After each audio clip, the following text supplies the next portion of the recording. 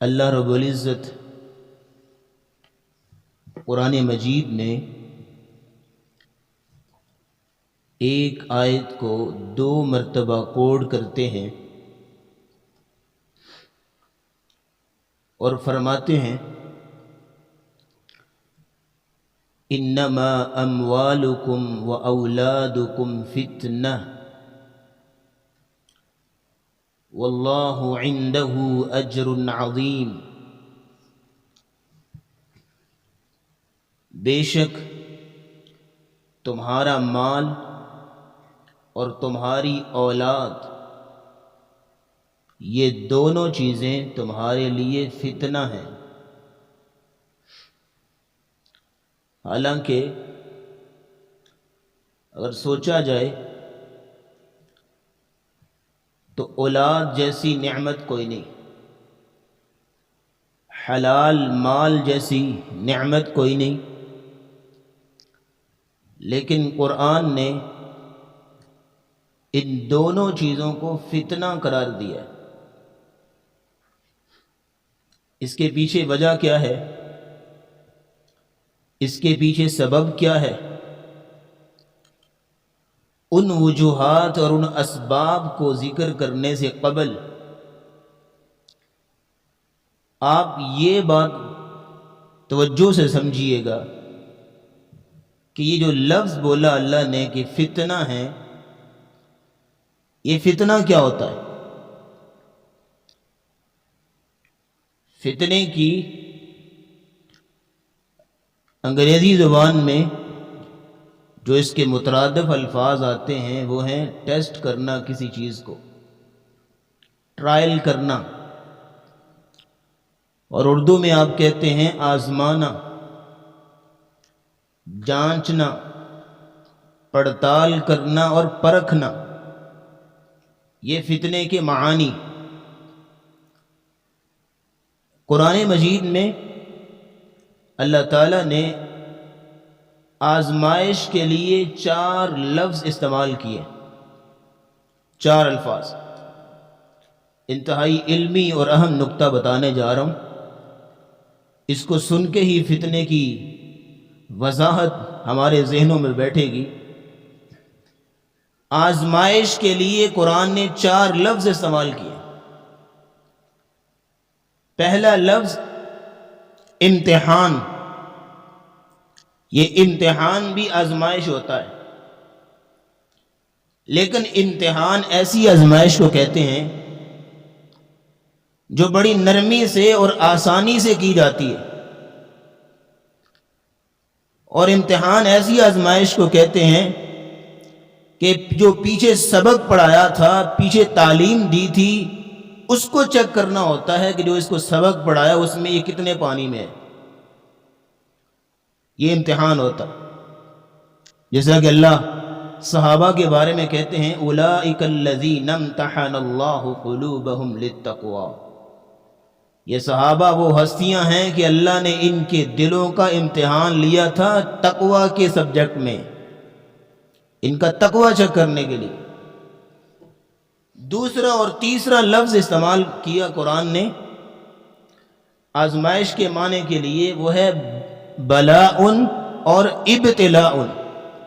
بلاء اور ابتلاء، یہ بھی آزمائش ہوتی، لیکن اس آزمائش میں میٹھے طریقے سے اور کڑوے طریقے سے حالات کو الٹ پلٹ کر خوشی اور غمی میں انسان کے مزاج کو چیک کیا جاتا ہے۔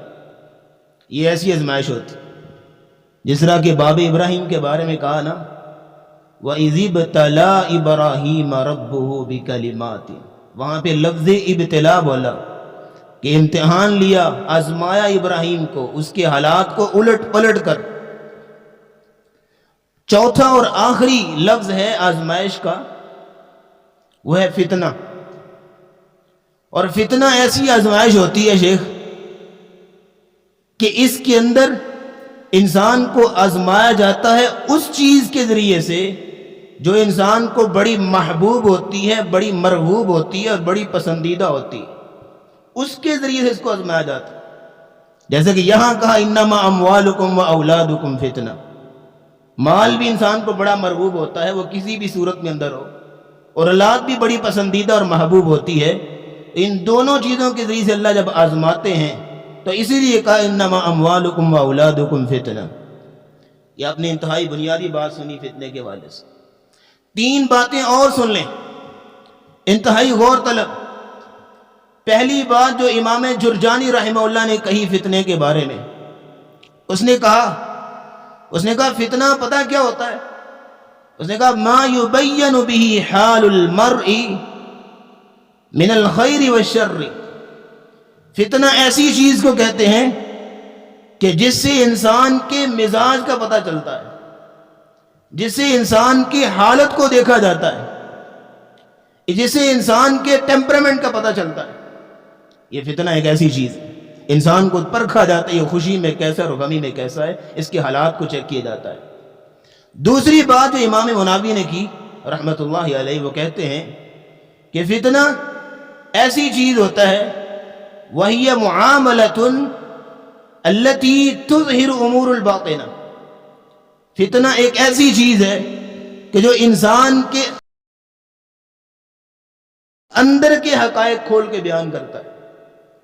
انسان باہر سے بڑا پارسا اور نیک دکھے گا، بڑا متقی، 5 وقت کا نمازی، یہ بڑا نیک، لیکن اس کے اندر کتنی ایمانیات ہیں، اس کے اندر ایمانی لیول کتنا ہے، یہ اندر کی کہانیاں کھلتی ہیں فتنے میں جا کے۔ جب اللہ کسی بندے کو فتنے میں ڈالتے ہیں نا، پھر اندر کے سارے چیپٹر کھلتے ہیں کہ بیہائنڈ دا سین یہ کیسا بندہ ہے، یہ ایمانیات میں کیسا ہے، اس کے اندر محبت اور مودت کے جذبات کتنے ہیں، یہ فتنے سے پتہ چلتا ہے۔ یہ 2 باتیں ہوگی۔ اور تیسری بات جو ہے، جو بعض علماء نے بیان کی ہے، وہ کہتے ہیں کل شیء صدق عن سبیل اللہ وعن ذکرہ، جو بھی چیز تجھے اللہ کے ذکر سے روک دے، اللہ کے رستے سے روک دے، جو بھی چیز تجھے اللہ سے ہٹا دے، وہ فتنہ ہوتی۔ انسان غور کر سکتا ہے 24 گھنٹوں میں کون سی ایسی چیز ہے، اچھا بھلا ذکر اذکار کر رہا تھا، بڑا نیک اور پارسا بنا ہوا تھا، بڑی اچھے طریقے سے نماز بھی پڑھ کے گیا، بھی سنتے بھی پڑھی اس نے، لیکن چند لمحوں بعد یہ ایسے ٹریک پہ چل رہا ہوتا ہے کہ جیسے اللہ اکبر، کسی جاہلیت کی طرف چل پڑا اچانک۔ یہ کون سی ایسی چیز تھی جس نے اس کو ٹرن کیا؟ جو ٹرن کرنے والی چیز فتنہ ہوتی ہے۔ کوئی بھی چیز جو اللہ کے ذکر سے روک دے وہ فتنہ ہے۔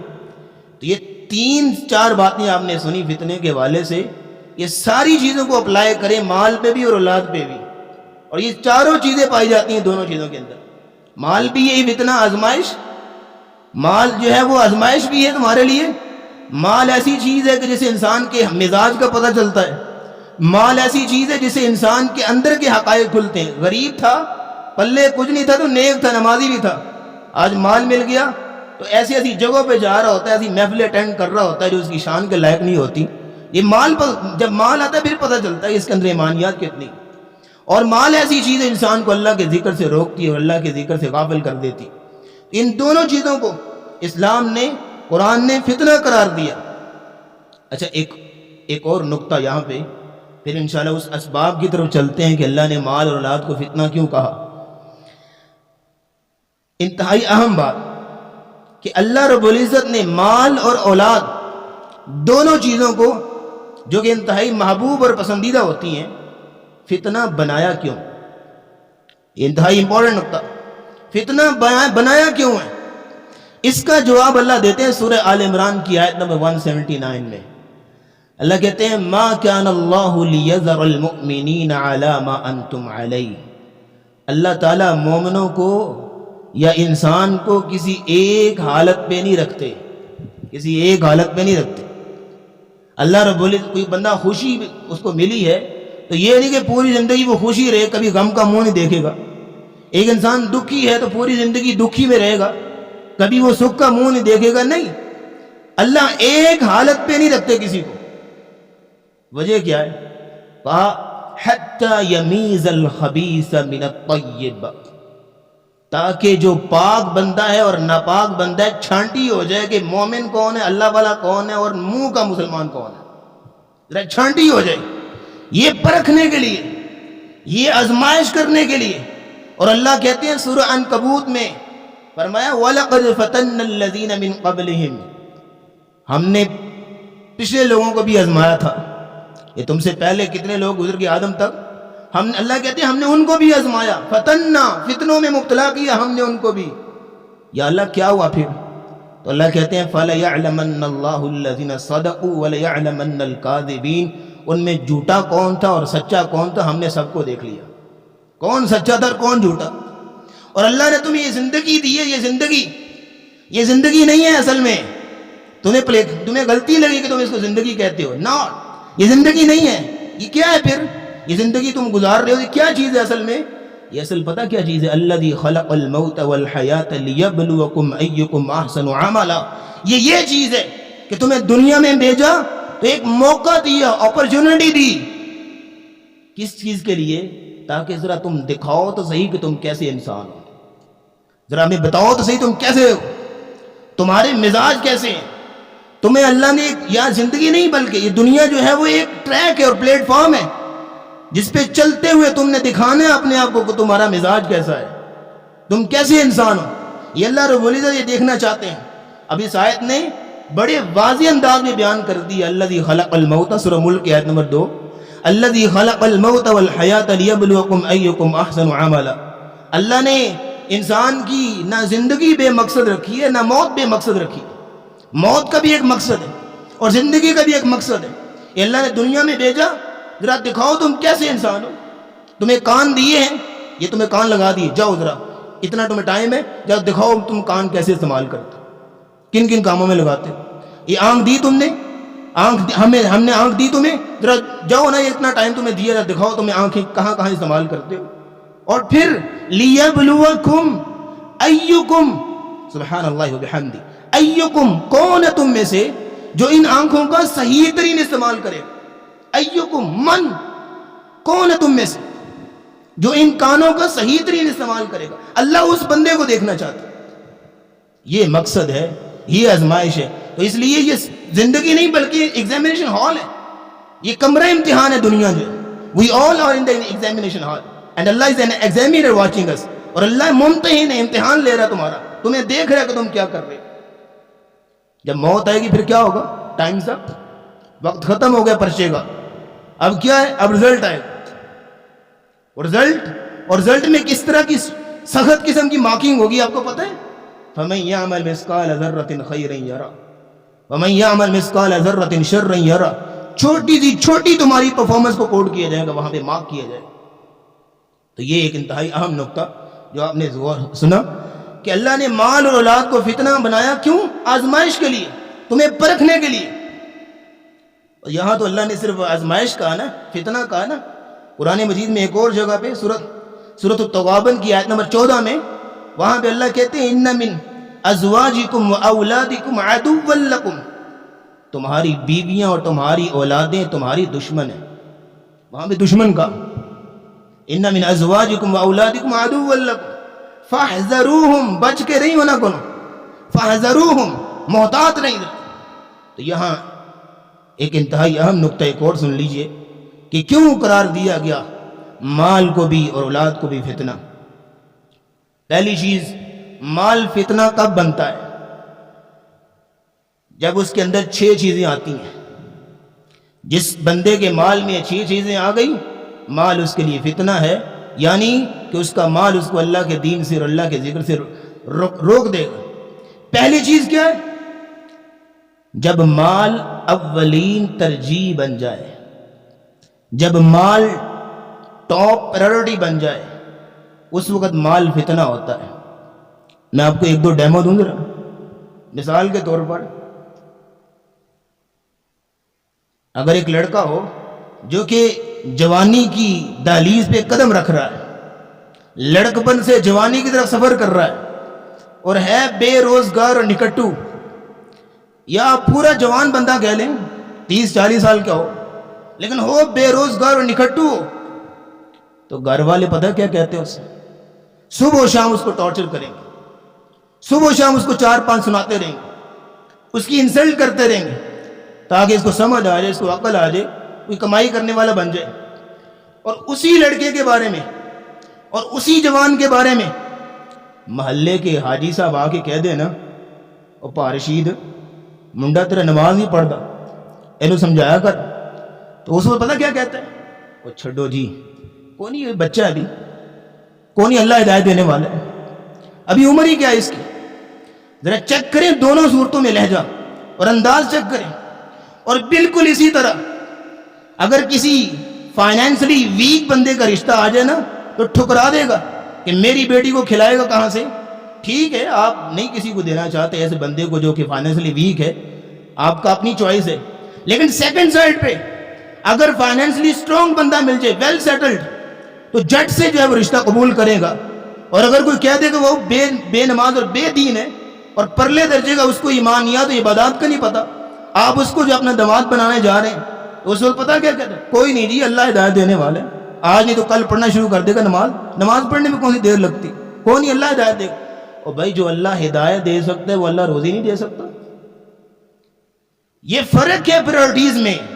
جب مال تمہارا اولین ترجیح بن جائے، جب مال تمہاری ٹاپ پریفرنسز میں شامل ہو جائے کہ ہر چیز پہ کمپرومائز کر لو، ایون دیٹ اللہ کے جو حقوق ہیں ان پہ بھی کمپرومائز کر لو، اور جو مال میں ایک رتی برابر کمپرومائز کرنے کے لیے تم تیار نہیں ہو تو یہ مال فتنہ ہوتا ہے۔ نبی علیہ السلام کی حدیث ہے، آپ نے فرمایا فواللہ مل فقر اخشى علیکم، اللہ کی قسم مجھے فقر و فاقے کی تمہارے بارے میں فقر کی اور غریبی کا ڈر نہیں ہے، مجھے ڈر ہے کہ تم پہ مال اتنا وافر کر دیا جائے گا جس طرح کہ تم سے پچھلی قوموں پہ کیا گیا تھا، پھر ہوگا کیا فتنافسوها کما تنافسوها، کہ تم آپس میں مقابلہ بازی کرنا شروع ہو جاؤ گے اور ایک دوسرے پہ مال کی وجہ سے رشک کرو گے، اس کے بعد اتنا مال اتنی دولت، یعنی ہر وقت بس مال ٹاپ پریورٹی بن جائے۔ تو ایسے بندے کے بارے میں اللہ قرآن میں ایک انتہائی سخت ترین مثال دیتے ہیں۔ اللہ فرماتے ہیں وَاتْلُ عَلَيْهِمْ نَبَأَ الَّذِي آتَيْنَاهُ آيَاتِنَا، اللہ نے اس کو سمجھ بوجھ دی، عقل و بصیرت دی، فہم اللہ نے اس کو دیا، لیکن کیا ہے، اللہ کہتے ہیں وَلَوْ شِئْنَا لَرَفَعْنَا، ہم اس کو بلند کرنا چاہتے ہیں، ہم اس کو اپنے نیک بندوں میں شامل کرنا چاہتے ہیں، ہم اس کو اپنے مقربین میں شامل کرنا چاہتے ہیں، لیکن اس کی کیا حالت ہے، وَلَكِنَّهُ أَخْلَدَ إِلَى الْأَرْضِ، وہ زمین کے ساتھ چمٹا ہوا ہے، وہ مادہ پرستی میں چمٹا ہوا ہے، ایسی چیزوں کی جو دنیاوی چیزیں اور ظاہری چیزیں ان کے ساتھ لگا ہوا ہے۔ اللہ کہتے ہیں فَمَثَلُهُ كَمَثَلِ الْكَلْبِ، ترجمہ سن لے اگر ہمت ہے تو، فَمَثَلُهُ كَمَثَلِ الْكَلْبِ، اللہ کہتے ہیں اس کی مثال ایسے جیسے ڈوگی ہوتا ہے، فَمَثَلُهُ كَمَثَلِ الْكَلْبِ إِن تَحْمِلْ عَلَيْهِ يَلْهَثْ أَوْ تَتْرُكْهُ يَلْهَثْ، یہ ڈوگی کی مثال کیوں دی؟ کیونکہ ڈوگی ایسا جانور ہے کہ وہ بھوکا ہو یا پیاسا، وہ چاہے شکم سیر ہو یا بھوکا ہو، وہ تندرست ہو یا بیمار ہو، کسی بھی حالت میں ہو، اس کی ایک ہی عادت ہوتی ہے کہ وہ زبان باہر نکالے ہانپ رہا ہوتا ہے۔ اللہ کہتے ہیں یہ ایسے ہی بندہ ہے کہ اس کا پیٹ بھرا بھی ہوا ہے، سب کچھ اللہ نے دیا ہوا ہے، پھر بھی بھوکی نظروں سے دیکھ رہا ہوتا ہے۔ یہ مال جب اولین ترجیح بن جائے تو اس وقت جو ہے اس وقت مال فتنہ ہوتا ہے، یہ پہلی چیز۔ دوسری چیز یہ ہے کہ جب مال اللہ کی نافرمانی میں صرف ہو اس وقت فتنہ ہوتا ہے۔ تم 1 روپے کی چیز ایسی لے کے آتے ہو، 1 روپے کی، کہ جو تمہیں اللہ کے ذکر سے غافل کر دے، اللہ کی نافرمانی تم سے کرائے، وہ بہت بڑا فتنہ تمہارے لیے۔ اللہ قرآن میں کہتے ہیں ان الذین کفروا ينفقون اموالهم ليصدوا عن سبیل اللہ، کچھ لوگ جو لوگ مال خرچ کرتے ہیں اللہ کے راستے سے روکنے کے لیے، ایسی ایڈورٹائزنگ میں ہو رہی ہے شیخ کہ آپ کو اللہ کے ذکر سے روکا جا رہا ہے اور ایسی چیزوں کی طرف بلایا جا رہا ہے جو آپ کے ایمان کا بیڑا غرق کر دے۔ تو اللہ کہتے ہیں جو لوگ اللہ کی راستے سے روکنے کے لیے اللہ کی نافرمانی میں مال خرچ کرتے ہیں فَسَيُنْفِقُونَهَا، وہ اور خرچ کریں گے، لیکن ہوگا کیا، ثُمَّ تَكُونُ عَلَيْهِمْ حَسْرَةً، ایک دن افسوس کے مارے اپنی انگلیاں چبا رہا ہوگا کہ کاش میں 1 روپیہ بھی جہاں پہ نہ لگاتا۔ جب تم مال اللہ کی نافرمانی میں لگاؤ تو یہ مال تمہارے لیے بہت بڑا فتنہ ہوتا ہے۔ تیسری وہ وجہ کہ جس کی وجہ سے مال کو فتنہ قرار دیا گیا، جب انسان حلال اور حرام کی تمیز بھول جائے، بس اس کو کوانٹٹی چاہیے، وہ نو ڈاؤٹ کہ مصدر کیا ہے، منبع کیا ہے، وہ مال کہاں سے آ رہا ہے، کیوں کسی کا حق تو نہیں مارا جا رہا، کہیں پہ میں خیانت تو نہیں کر رہا، یہی دیکھے گا، جسٹ کوانٹٹی آ رہی ہے، دیٹس اٹ، فائنل مجھے یہی چیز چاہیے بس، تو یہ اس کو بس حلال و حرام کی تمیز بھول جاتا ہے۔ نبی اسلام کی حدیث آپ نے فرمایا لَيَأْتِيَنَّ عَلَى النَّاسِ زمان، لوگوں پہ ایک ایسا زمانہ آئے گا کہ لوگ جو ہیں لا یبال المرء بما اخذ المال، بندے کو کوئی پرواہ نہیں ہوگی مال کہاں سے آ رہا ہے، او من حلال او من حرام، یا حرام سے آ رہا ہے حلال سے آ رہا ہے، بس کوانٹٹی چاہیے۔ تو جب یہ صورتحال بن جائے تو انسان کا مال اس کے لیے بہت بڑے فتنے کا باعث ہوتا ہے۔ اس مال کو کھانے کے بعد وہ کبھی بھی اللہ کا ذکر اس چاشنی اور لذت کے ساتھ نہیں کر سکتا جو اللہ کو مطلوب ہے۔ چوتھی وجہ کہ چوتھی ایسی چیز جس کی وجہ سے مال کو فتنہ قرار دیا گیا کہ مال میں لگا ہوا ہے اور اللہ کی یاد سے غافل، بیٹھا ہوا شاپ پہ، یہ نماز پڑھنے گیا نہیں، کیا ضرورت کہ مال کی وجہ سے وہ اللہ کے ذکر سے غافل، یہ مال اس کے لیے بہت بڑا فتنہ ہے۔ یہ سبق اللہ نے پڑھا کے بھیجا تھا لیکن پھر اس کو بھول گیا۔ اللہ نے کہا تھا لا تلہکم اموالکم ولا اولادکم عن ذکر اللہ، میں نے تمہیں مال دیا نا، اولاد بھی دی ہے نا، بڑی تجھے پسند ہے، ٹھیک ہے تیرے ذمہ داری بھی ہے، تو نے روزی روٹی کا بندوبست کرنا ہے گھر والوں کے لیے، لیکن ایک بات یاد رکھی مجھے نہ بھول جانا۔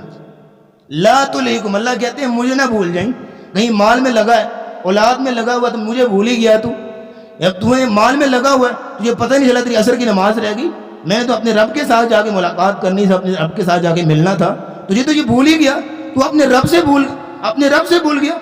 ایک وقت تھا کہ سلیمان علیہ السلام اذ عرض علیہ بالعشی الصافنات الجیاد، جب ان کے محبوب ترین گھوڑے، عمدہ ترین گھوڑے جو انہوں نے جہاد کے لیے تیار کیے تھے ان کے سامنے لا کے رکھے گئے، ذرا بات سنی توجہ کے ساتھ، ان کے سامنے لائے گئے تو ان کو دیکھ رہے ہیں اور بڑے خوش ہو رہے ہیں، اپنا مال بندہ دیکھ کے خوش ہوتا ہی ہے، بڑے خوش ہو رہے ہیں، ان کو ہاتھ پھیر رہے ہیں، چیک کر رہے ہیں، اور کرتے کرتے نا ان کی عصر کی نماز کے بعد جو وظیفہ کرتے تھے وہ وظیفہ رہ گیا، یا بعض مفسرین نے لکھا ہے کہ عصر کی نماز رہ گئی، تو جب وہ نماز رہ گئی تو اچانک توجہ آئی اور کیا کہتے ہیں فقال انی احببت حب الخیر عن ذکر ربی، اوئے یہ کیا ہوا، میں اپنے رب کے ذکر پر اپنے مال کو ترجیح دے بیٹھا، میں مال کو ترجیح دے بیٹھا اپنے رب کی یاد پر، ردوها علی، یہ سارے گھوڑے میرے پاس لے کے آؤ، فتابی کا مزہم بالسوق والاعناق، تلوار لی اور تمام کے تمام گھوڑوں کو جب تک ذبح نہ کر دیے تب تک سکون کے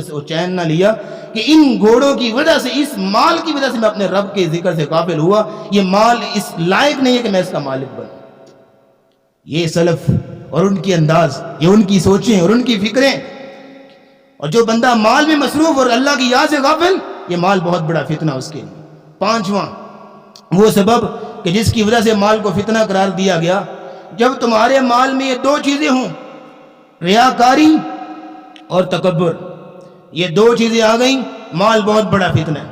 کہیں بھی خرچ کر رہے ہو، اپنے بیوی بچوں پہ لگا رہے ہو، تم اپنے ماں باپ کو کھلا رہے ہو، اپنے بہن بھائیوں کو کھلا رہے ہو، لیکن اس میں اندر ریاکاری ہے، بلے بلے سننے کی جو واہ واہ ہے، تمہارے اندر یہ چاشنی اور لذت ہے کہ مجھے تعریف سننے کو ملے، یہ چیز اگر تمہارے اندر پیدا ہو گئی، یا تکبر آ گیا کہ میرا مال، ریاکاری آ گئی، تو نبی اسلام کی حدیث ہے، آپ نے فرمایا من لبس ثوب شہرہ، جس نے شہرت کے لیے کوئی لباس پہنا، جس نے تعریف سننے کے لیے کوئی مال خرچ کیا، البسہ اللہ یوم القیامت لباس مذلہ، قیامت کا دن ہوگا اللہ اس بندے کو ذلت کا لباس پہنائیں گے، ثم الہب فیہ نار، پھر اللہ اس کو جہنم میں پھینکیں گے، کیونکہ اس نے ریاکاری اور تکبر کرتے ہوئے۔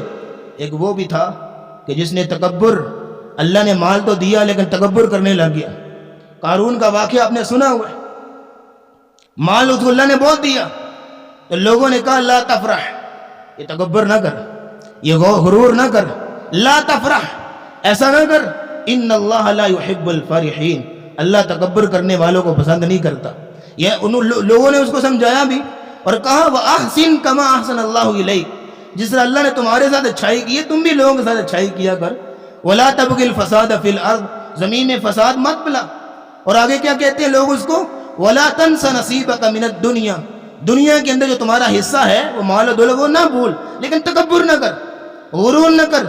وہ پتہ کیا کہتا تھا، وہ اور تکبر میں کہتا ہے انما، یہ سارے میرے جو ہے وہ ایکسپیرینس ہے، میرا جو بزنس ایکسپیرینس ہے سارا کمال اس کا ہے، میرے علم، میری مہارت ہے، یہ میرا مال مجھے کسی نے نہیں دیا، تکبر اور کرنے لگا۔ تو پھر اللہ نے کیا کیا، فَخَسَفْنَا بِهِ وَبِدَارِهِ الْأَرْضِ، اس کو اور اس کے تمام چاہو مال کو اللہ نے زمین میں دنسا دیا. اور نبی اسلام کی حدیث آپ نے فرمایا فَهُوَ يَتَجَلْجَلُ فِي الْأَرْضِ إِلَى يَوْمِ الْقِيَامَةِ, تب سے لے کر آج تک قیامت تک وہ زمین میں دنستا ہی چلا جا رہا ہے. اس نے تکبر کیا. اور چھٹی اور آخری چیز جو مال میں آ جائے تو مال فتنہ بن جاتا ہے, وہ ہے کہ انسان اللہ کی راہ میں خرچ نہ کرے اور اللہ کی راہ میں اپنے مال کو نہ لگائے بلکہ جمع کر کے رکھتا ہے. جمع کرنا حرج نہیں ہے, لیکن حرج تب بنتا ہے جب انسان اللہ کی راہ میں ایک پائی بھی نہ دے رہا ہو اور صرف جو ہے وہ جمع کر رہا ہو. اور نبی اسلام کی حدیث ہے کہ صبح کا وقت ہوتا ہے, 2 فرشتے آواز دیتے ہیں, دعا کرتے ہیں. ایک کہتے ہیں اللہم اعطی منفقا خلفا, یا اللہ جو آج خرچ کرے اس کے مال کو اور بڑھا دے. اور دوسرا کہتے ہیں اللہم اعطی ممسکا طلبا, یا اللہ جو آج روک لے اور تیری راہ میں خرچ نہ کرے اس کے مال کو تلف کر دے اور ہلاک کر دے. اس لیے جو انسان اللہ کی راہ میں خرچ کرتا ہے, اور اللہ رب العزت فرماتے ہیں وَلَا يَحْسَبَنَّ الَّذِينَ يَبْخَلُونَ بِمَا آتَاهُمُ اللَّهُ مِنْ فَضْلِهِ وَخَيْرًا لَهُمْ, جو لوگ یہ بخل کرتے ہیں, کنجوسی کرتے ہیں, وہ یہ مت سمجھیں کہ ان کا یہ بخل کرنا ان کے لیے بہتر ہے, کنجوسی کرنا ان کے لیے بہتر ہے, بل هو شر لهم, بلکہ ان کے لیے بہت برا ہے. کتنا برا؟ سَيُطَوَّقُونَ بِهِ يَوْمَ الْقِيَامَةِ, قیامت کا دن ہوگا اسی مال کو ان کے گلے میں توق بنا کے پہنا دیا جائے گا جو مال یہ جمع کر کے رکھتا تھا اور اللہ کی راہ میں خرچ نہیں کرتا تھا. یہ 6 وجوہات ہیں جن کی وجہ سے مال کو فتنہ قرار دیا گیا. اللہ رب العزت دعا کہ اللہ ہمیں دین کی صحیح فہم اور سمجھ عطا فرمائے.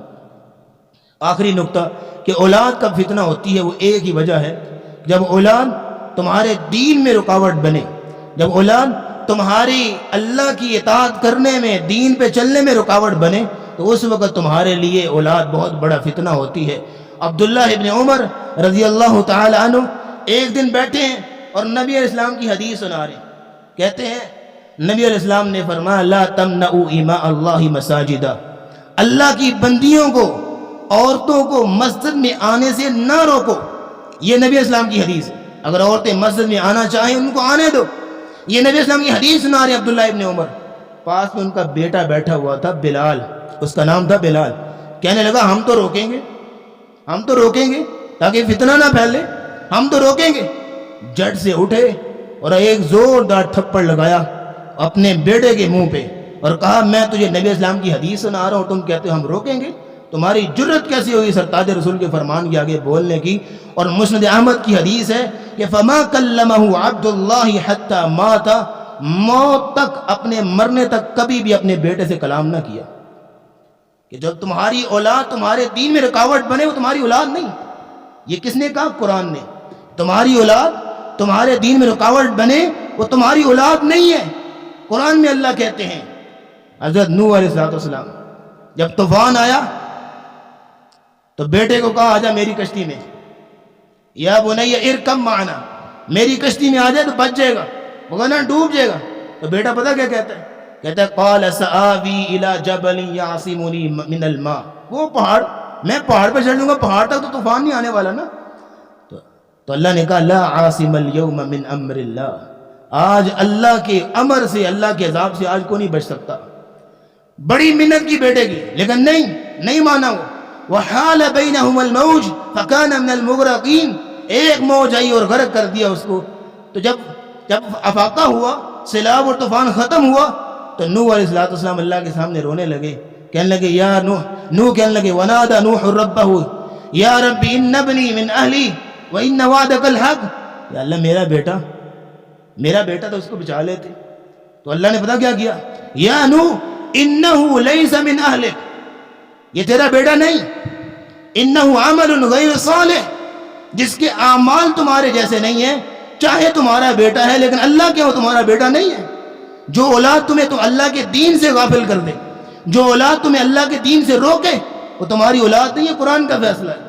کہا نو آج کے بعد ایسی بات نہ پوچھنا, اگر تم نے ایسی بات پوچھی میں تجھے نبوت کے منصب سے اتار دوں گا. اتنی سخت کہ تم نے ایک نافرمان بندے کے لیے مجھ سے سفارش کی, اپنے بیٹے کے لیے سفارش کی انہوں نے. اور نبی اسلام کی حدیث ہے اولاد فتنہ کیوں ہے, ایک آخری حدیث سن لیجئے.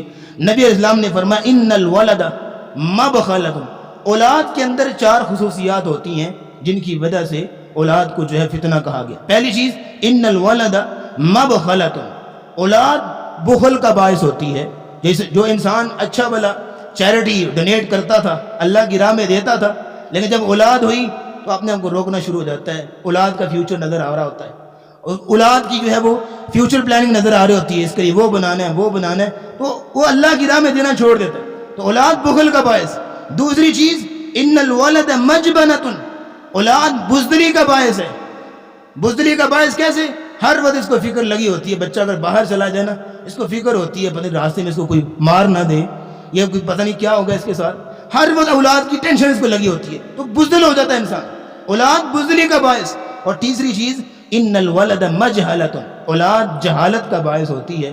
مثال کے طور پہ ایک عورت ہے، عورتوں کو اکثر جو ہے وہ علم کا، دین سیکھنے کا شوق ہوتا ہے، حافظہ بھی ہوتی ہیں سم ٹائم، لیکن جب اولاد ہوگی 2-3 بچے ہو گئے وہ حفظ بھی گیا اور علم بھی گیا. تو اولاد جہالت کا باعث، مصروفیت کی وجہ سے. اور چوتھی چیز نبی اسلام نے فرمایا ان الولد محزنۃ، اولاد غم کا باعث ہوتا ہے. اولاد جو ہے وہ بڑے غم کی باعث ہوتی ہے. اگر بچپن میں ہے تو اس کی بیماریاں اور اس کی اس طرح کی چیزیں پوری کرتے کرتے غم ہوتا ہے، اور اگر جوان ہو جائے اس کی بدتمیزیاں اور اس کی بری عادتیں دیکھیں والدین جو ہے بڑے غم زدہ ہو رہے ہوتے ہیں. یہ 4 خصوصیات جو ہیں وہ اولاد کے اندر پائی جاتی ہیں، جس کی وجہ سے اولاد کو قرآن مجید نے فتنہ قرار دیا. اور ایک آخری بات یہ ہے کہ قرآن کا اسلوب اور اصول یہ ہے کہ اگر انہی چیزوں کو تم اللہ کے تابع کر لو گے اور انہی چیزوں کو اللہ کے تابع کرتے ہوئے خود کو بھی اللہ کے تابع کر لو گے تو یہی 2 چیزیں اللہ تمہیں بطور انعام کے دے دے گا. اللہ فرماتے ہیں فَقُلْتُ اسْتَغْفِرُوا رَبَّكُمْ إِنَّهُ كَانَ غَفَّارًا. تم اللہ سے استغفار کیوں، اللہ والے بنو، اللہ کی طرف آؤ، تو پھر اللہ کیا کریں گے؟ يُرْسِلِ السَّمَاءَ عَلَيْكُمْ مِدْرَارًا، کہ اللہ تم پہ موسلا دار بارش برسائیں گے. وَيُمْدِدْكُمْ بِأَمْوَالٍ وَبَنِينَ. 2 چیزیں آ گئی یہاں پہ بھی، مال اور اولاد. بیٹے اگر تم اللہ والے بنو گے، مال اور اولاد جس کو فتنہ کہا گیا، مال اولاد جس کو دشمن قرار دیا گیا، وہی مال اولاد تمہیں انعام کے طور پر دے دیں گے اگر تم نے اپنے آپ کو اللہ کے تابع کیا. اور صرف یہی نہیں ہے، فرمایا وَمَن يَتَّقِ اللَّهَ يَجْعَل لَّهُ مَخْرَجًا.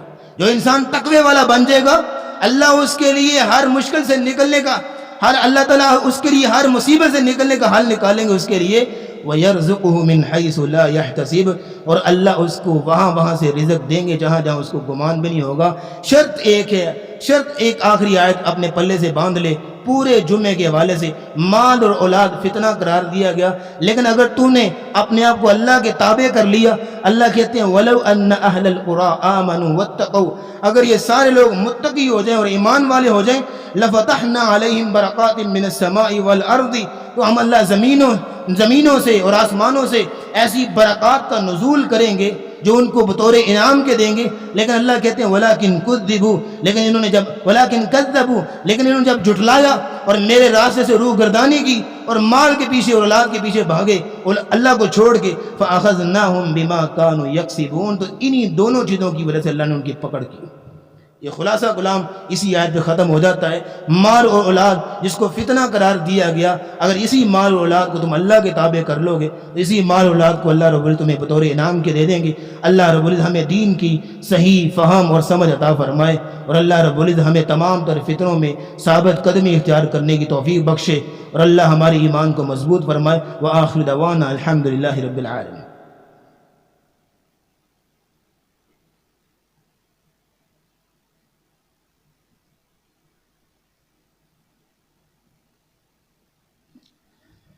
جس طرح کہ پچھلے جمعے بھی آپ سے گزارش کی تھی کہ ہماری مسجد کے محتمم اور منتظم سید خالد محمود شاہ صاحب، ان کی طبیعت کافی علیل تھی، لیکن اب الحمدللہ بڑی خوش قسمتی کی بات ہے ہمارے درمیان موجود ہیں.